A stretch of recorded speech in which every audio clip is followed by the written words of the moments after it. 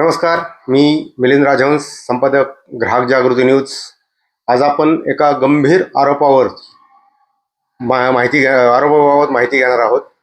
प्रभाग क्रमांक 26 कसबा मतदारसंघ समताभूमी या मतदारसंघामध्ये भाजपा नगरसेवक मान्य विष्णू हरिहर यांच्यावर खूप मोठे आरोप झालेले आहेत.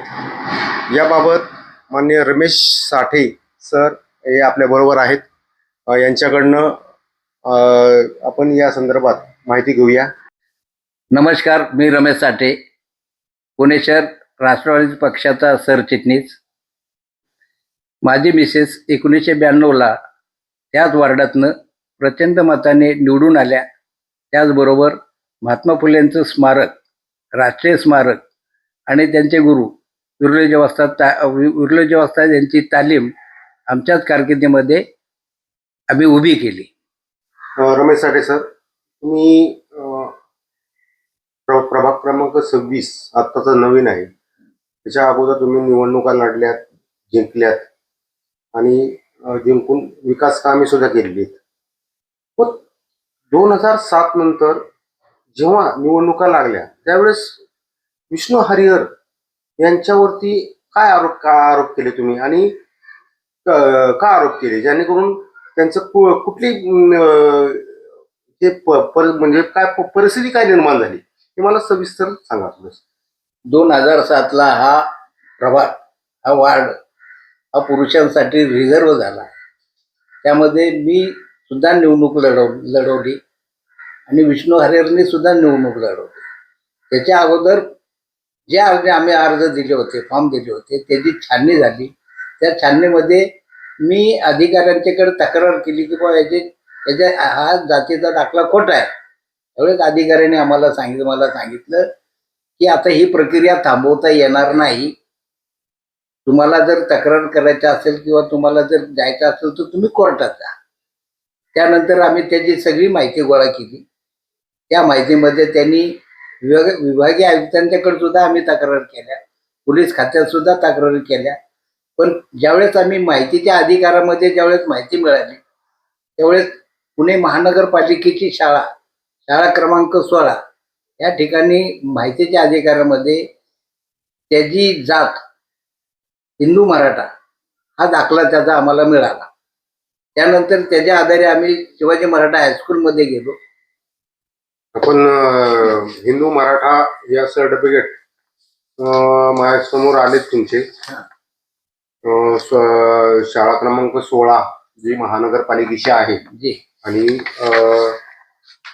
शिवाजी मराठा हायस्कूल जे 10वी पर्यंत त्यांनी शाळा शिकले, तिथं पण हिंदू मराठा असा शब्द हे केलेला आहे, त्यांनी दिलेला आहे, म्हणजे लिहिलेलं आहे हिंदू मराठा.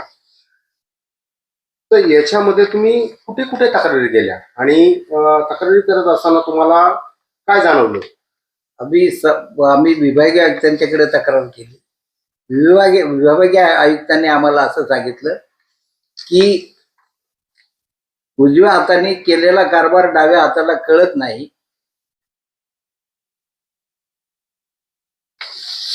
आणि त्यानंतर आम्ही समाज कल्याण खात्यामध्ये माहिती गोळा केली. त्याच्या आधारे आम्हाला असं कळालं की त्यांनी व्हॅलिडिटी सर्टिफिकेट विभागीय समाज कल्याण खात्याकडून मिळवलेला आहे. आणि मग हा सगळा कारभार करत असताना आम्ही त्यांच्या खात्यामध्ये परत अजून एक तक्रार केली. पण त्यांनी दक्षता कमिटी त्याच्यावर निर्माण केली. त्याच्या आधारे त्यांनी त्याला वारंवार तक्रार म्हणजे नोटिसा पाठवल्या. त्यांनी एकाही नोटिसाला उत्तर दिलं नाही आणि त्यांना लेखी उत्तर सुद्धा दिलं नाही आणि त्यांना भेट बी घेतली नाही. त्याच्या आधारे त्यांनी तो डायरेक्ट आम्हाला सगळ्यांना अंधारामध्ये ठेवून तो हायकोर्टामध्ये गेला. मग त्यांनी विभागीय आयुक्तांनी किंवा पोलीस प्रशासनाने त्यांना नोटीस पाठवलं नाही, मग त्यांच्यावरती अटक वॉरंट वगैरे काही झालं का? पोलीस आले होते ना, त्यावेळेस तो पळून गेला आणि नंतर तो डायरेक्ट हायकोर्टामध्ये गेला. मग हायकोर्टामध्ये काय प्रक्रिया झाली? तिथं पुंगल्या नावाचे त्यांच्या वकिलाने जे त्यासमोर जे काही त्यांना जे सांगायचं होते ते सांगितलं.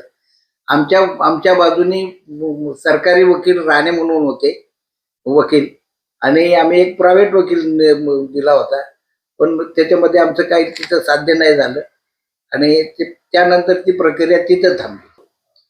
साठे सर, जर या प्रकारे तुम्ही लढा देताय, खूप छान लढा देताय आणि प्रस्थापित पक्षाच्या उमेदवाराला तुम्ही लढा देताय, तर हे जे शिवाजी मराठा हायस्कूलचे प्रमाणपत्र आहे, त्याच्यामध्ये तुम्ही पाहू शकता हे जात हिंदू मराठा आहे. इथं स्पष्ट लिहिलेलं आहे हिंदू मराठा आहे. आणि व्हॅलिडिटी आणि हे म्हणजे शाळा क्रमांक, पुणे महानगरपालिकेची शाळा क्रमांक 16 याची सुद्धा याच्यामध्ये हे दिलेलं आहे, लिखी दिलेलं आहे की हिंदू मराठा आहे. आणि व्हॅलिडिटी मात्र खाटी, हिंदू खाटी या नावाने व्हॅलिडिटी आणि कास्ट सर्टिफिकेट सुद्धा दिलेले आहे. मग प्रक्रिया या संबंधित प्रशासनाने संबंधित व्यक्तीला म्हणजे विष्णू हरिहर या व्यक्तीला हे सर्टिफिकेट आणि व्हॅलिडिटी हिंदू मराठा असताना हिंदू खाटीक म्हणून का दिलं, हा खूप मोठा प्रश्न आहे. म्हणजे आता तुम्ही एवढे पुरावे वगैरे गोळा केलेत सगळे, तुम्ही हायकोर्टात सुद्धा लढा देताय, तर तुम्हाला शासनाकडनं आणि काय अपेक्षा आहे? संबंधित व्यक्तीच्या विरोधामध्ये हे आमचा हा लढा आहे, हा लढा आमचा चालूच आहे. आम्हाला न्याय मिळावा आणि विष्णू हरिहर यांना सजा झाली पाहिजे, त्याला जेल झाली पाहिजे, हीच आमची अपेक्षा आहे. आणि ही समाजाची सुद्धा हीच अपेक्षा आहे. याच्या पलीकडे आमची आमची मागणी काय नाही. साठी सर, आपण हा लढा बरेच वर्ष झाले, म्हणजे कमीत कमी 20 वर्षापासून तुम्ही हा लढा देताय. तुमचं कौतुक करावं एवढं कमीच आहे. खरं तर तुम्हाला याबाबत सगळ्या समाजाने, संपूर्ण जेवढ्या SC अनुसूचित जातीच्या समाजाने तुम्हाला धन्यवाद केलं पाहिजे आणि तुमच्या कार्याला यश लाभो. तुमचं खूप खूप अभिनंदन आणि खूप खूप शुभेच्छा. समाजाच्या वतीनं हा मी लढा देतोय, त्याबद्दल आपले आभार आहे. तुम्ही मला स्टुडिओत बोलवलं त्याबद्दल तुमचे जेवढे धन्यवाद मानायचे तेवढे मी धन्यवाद करतो आणि इथे मी थांबतो.